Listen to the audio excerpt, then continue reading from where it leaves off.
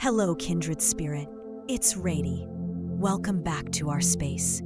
Before we begin, I invite you to just feel the weight of your own body for a moment.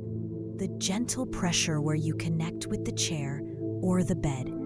Have you ever noticed that we carry so much more than just our physical weight? We carry old stories about who we're supposed to be. We carry the heavy expectations of others. We carry the ghosts of past relationships, the sting of old failures, the weight of jobs that drain our soul. They become this invisible backpack, and we get so used to its weight that we forget we're even carrying it. We just know that we feel tired. I know that feeling intimately. For years, I carried a story that I wasn't creative enough. It was a heavy stone I picked up in childhood, and I carried it everywhere.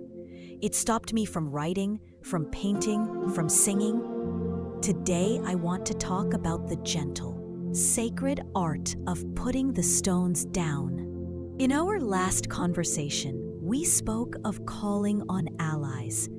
And for the delicate art of letting go, there is no greater mentor than the energy of Saturn. Now, I used to be terrified of Saturn. In astrology, it's known for discipline, for limits, for tough love. It sounded like a cosmic headmaster I didn't want to meet. But I was missing the point. Saturn isn't a punisher. Saturn is the wise elder. Saturn is the energy of sacred architecture.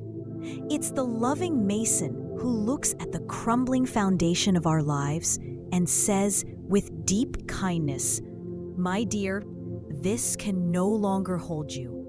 It is time to rebuild." And to rebuild, we must first clear the land. That is Saturn's greatest gift. It doesn't rip things away from us.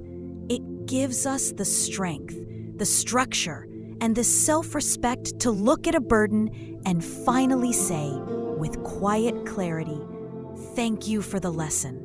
My journey with you is now complete." Letting go doesn't have to be a huge, dramatic ritual. Often, the most profound shifts come from the smallest, most intentional acts. It's about sending a clear signal to the universe and to yourself that you are ready for a new chapter. Perhaps it looks like finally cleaning out that closet filled with clothes from a past version of yourself. Perhaps it's writing a long, honest letter to someone who hurt you, and then burning it safely, releasing the energy. Perhaps it's unfollowing a social media account that consistently makes you feel less than. Or perhaps the bravest act of all is simply saying a gentle but firm no to something that drains your energy. These small acts create the space for monumental change. And now, if you feel ready, I invite you to join me in a practice to connect with this energy of release. As always, you are your own guide. Your safety is paramount. Just receive what feels right for you. Settle into your comfortable space and allow your eyes to close. Imagine you are walking on an ancient, dusty path. In your hands or in a pack on your back, you can feel the weight of the stones you have been carrying. You don't need to analyze them. Just acknowledge their weight, their presence. Up ahead, you see a clearing, a sacred, quiet place. Perhaps it's an ancient stone circle or a serene, mossy riverbank. This is a place of release. As you step into this space, you have permission to set your burdens down. One by one, you can take a stone from your pack. Maybe this one is the story that I'm not good enough. You can feel its weight in your hand. Thank it for trying to keep you safe. And then gently place it on the ground.